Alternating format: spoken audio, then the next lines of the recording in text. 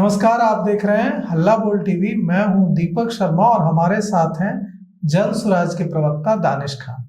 हम इनसे सवाल पूछेंगे कि बिहार के मुसलमानों ने चुनाव में तो पूरी तरह से राष्ट्रीय जनता दल और महागठबंधन का साथ दिया, एआईएमआईएम का साथ दिया।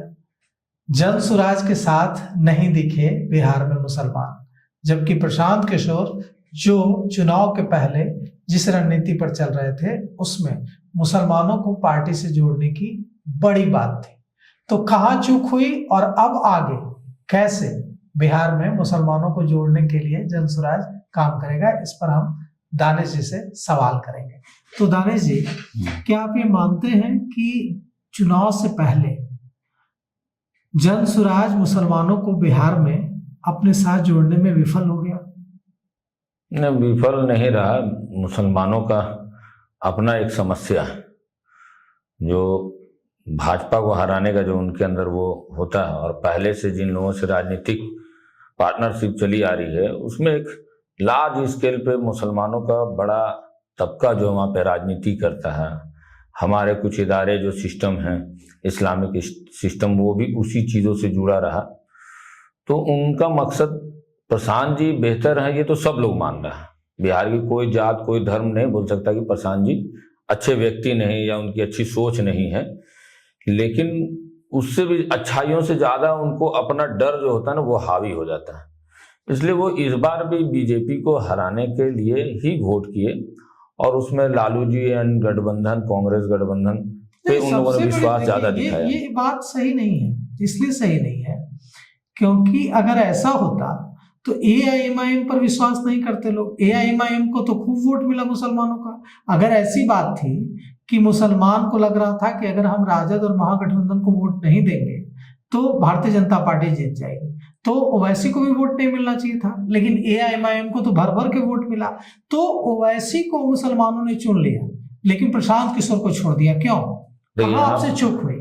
यहाँ पे सबसे बड़ी बात जो ओवैसी जिन क्षेत्रों में जीता है वहां पे मुसलमानों को इस बात का पूरी तरह से ज्ञान है कि हम यहाँ अकेले भी चलेंगे तो जीत जाएंगे, और एक लीडरशिप की अभाव जो राजद और कांग्रेस से जो असंतुष्ट मुसलमान हैं, अपने इश्यूज को लेकर लड़ते हुए नहीं देखता है, तो उन इलाकों में ओवैसी पे विश्वास मुसलमानों ने दिखाया है, लेकिन बाहर में कहीं नहीं दिखाया। नहीं, तो अगर ओवैसी हैदराबाद से आकर बिहार में मुसलमानों के वोट पा सकते हैं और 5-5 सीटें जीत सकते हैं, तो प्रशांत किशोर कहाँ फेल हो गए मुसलमानों का विश्वास जीतने में? क्यों नहीं मुसलमानों ने उनको वोट दिया? क्यों नहीं उनकी एक भी सीट आई मुसलमान बहुल क्षेत्रों में? जबकि प्रशांत किशोर ने कहा कि हम मुसलमानों को इतनी सीटें देंगे और उतनी सीटें दी भी। तो क्यों नहीं कन्विंस हुए मुसलमान? ओवैसी को वोट दिया लेकिन प्रशांत किशोर को वोट नहीं दिया।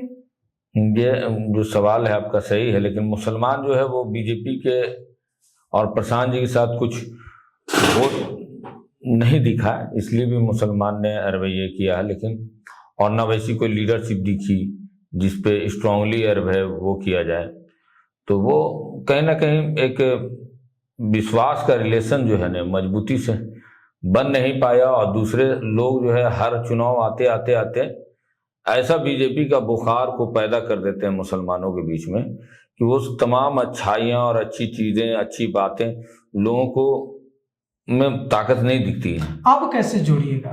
आप लोगों ने हज भवन में कार्यक्रम किया, बड़ी संख्या में मुसलमान भी जुटे। ऐसा लग रहा था जैसे मुसलमानों के बीच एक जगह बनाने में प्रशांत किशोर को कामयाबी हासिल हो रही है, लेकिन चुनाव के रिजल्ट में वो नहीं दिखा। तो अब आगे कैसे जोड़ेंगे जन स्वराज से मुसलमानों को? जन स्वराज को ऐसे जोड़ेंगे कि मुसलमानों को तो एहसास हुआ है कि प्रशांत जैसे लोगों को, बेहतर लोगों को छोड़ने के बाद भी हमारे को कुछ हासिल नहीं हुआ।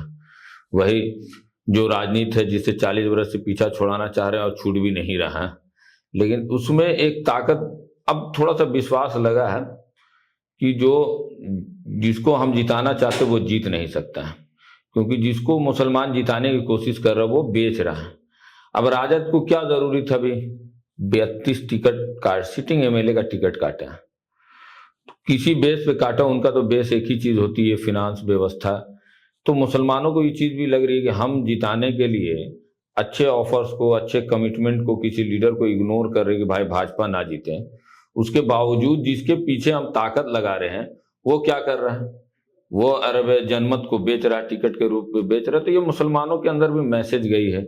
मुसलमान में कोई उभरते हुए लीडर को राष्ट्रीय जनता दल भी डुबा रही है, उसको दबा रही है। तो ये सब मैसेज गया है और जन स्वराज का तो पहले से पॉजिटिव मैसेज है। अब तो जो हुआ सो आपका हुआ हाल चुनाव में। अब आप अल्पसंख्यकों को कैसे, अकलियत को कैसे जोड़ेंगे आप? उसके लिए क्या आपके पास प्लानिंग है? हम लोग का प्लानिंग है, जो मुद्दा है सबके लिए वो मुसलमानों के लिए है, लेकिन हम लोग स्पेशली अब नए मुद्दे के साथ जाएंगे कि भाई आप जिन लोगों पे विश्वास दिखा रहे वो जीत नहीं पा रहे हैं, और अपने आप को कितना आप गलत लोगों के पीछे चलिएगा।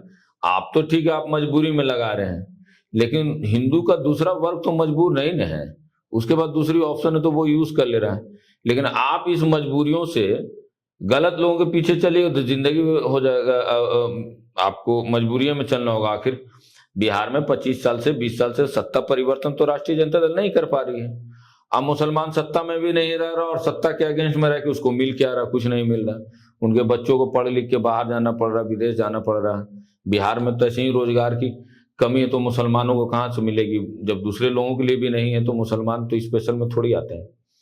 तो इन सब बात को समझ में आ रही है, और चुनाव हारने के तुरंत बाद भी लोगों को एहसास हुआ है, क्योंकि हम लोग उसी समाज से आते हैं और जनसुराज के साथ हो रहा है। हाँ बिल्कुल एहसास हो रहा है। अगर हम लोग जनसुराज के साथ मजबूती से खड़े हैं तो ये एहसास अपने लोगों के बीच भी देखा है।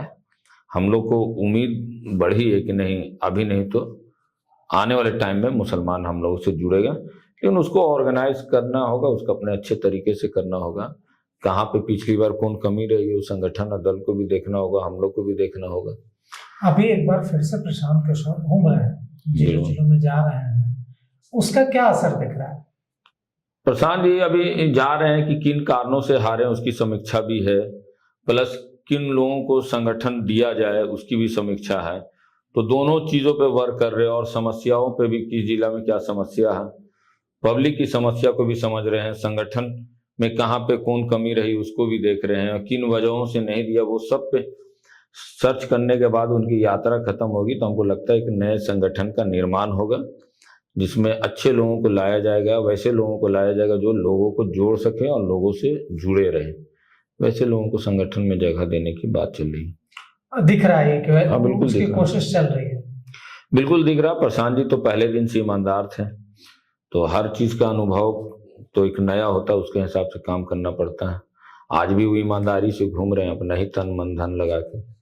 हम लोग सहयोग में जितनी सलाहियत है।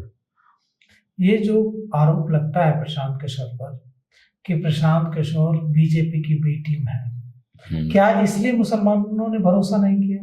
नहीं, मुसलमानों के साथ बी टीम का एक बहुत बड़ा प्रॉब्लम, उनके पक्ष में जो बोल देगा कोई महागठबंधन से बाहर आके तो उनको बी टीम ही लगता है, और वो अपने आप को इतना सेंसिटिव उस समय समझ जाते हैं कि जैसे उनको लगता है कि कोई लालच दे के उनको मतलब बर्बादी की ओर ला रहा है।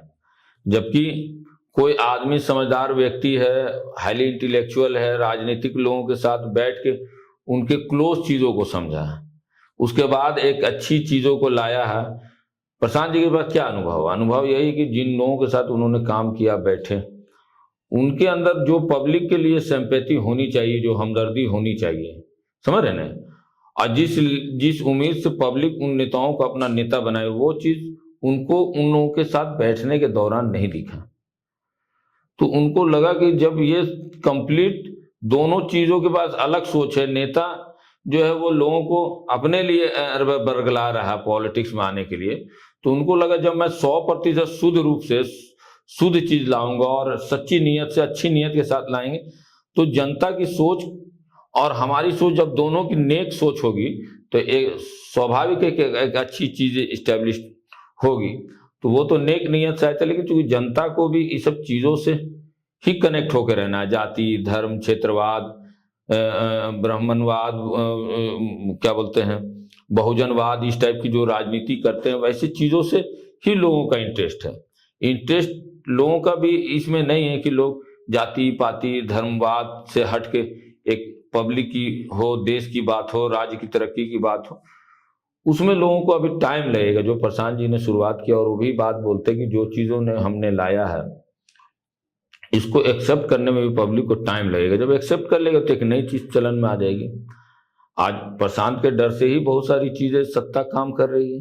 विपक्ष भी कुछ ज़्यादा अलर्ट दिख रहा है, लेकिन विपक्ष तो नहीं टिक पाएगा क्योंकि सत्ता के पास तो सुविधा है 5 साल के लिए तो बहुत टिक जाएगा, लेकिन विपक्ष के पास कोई मुद्दा नहीं है। देखिए आजकल के नेता लोग क्या समझते हैं ना कि पब्लिक की समस्या समझते हैं और उसकी भाषा में बात कर लेना, तो बात कर लेना और उस बात में मजा लेना, यही तो पब्लिक का सबसे बड़ा नुकसान है। प्रशांत जी बात वो नहीं करते कि पब्लिक को मजा मिले, समझ रहे ना, पब्लिक का उससे मतलब इंटरेस्ट जगे। अब प्रशांत जी भी चाहेंगे तो रोज बीजेपी को पानी पी पी के गाली दे सकते हैं। वो भी, उनका भी समाज बहुत लंबे अरसे से संघर्ष कर रहा है बिहार में सत्ता पाने के लिए, डायरेक्ट सत्ता पाने के लिए। हम लोग तो देखते हैं कि उनके बीच आते हैं लोग, बोलते हैं कि डायरेक्ट इससे जुड़िए, अपनी बात कीजिए। तो प्रशांत जी इतने कमजोर नहीं है कि किसी चीज को पाने के लिए अपने विचार को छोटा कर दे, बस इसीलिए उनके टफ हो रहा है। तो प्रशांत जी के सामने भले उस सदन में नकली लोग बैठ गए हैं, लेकिन सड़क पे असली रूप में असली मुद्दों के साथ प्रशांत जी ही लड़ाई लड़ेंगे।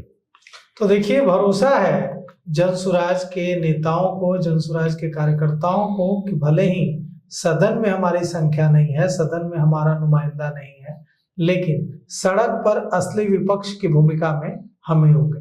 तो हम उम्मीद करते हैं कि प्रशांत किशोर कम से कम सड़क पर विपक्ष के रूप में, एक मजबूत विपक्ष के रूप में भूमिका अदा करेंगे और बिहार की जनता से जुड़े, जो आवाम से जुड़े जो मुद्दे हैं उनको उठाते रहेंगे। तो फिलहाल इस पेशकश में इतना ही। आगे की खबरों के लिए देखते रहिए हल्ला बोल टीवी। शुक्रिया।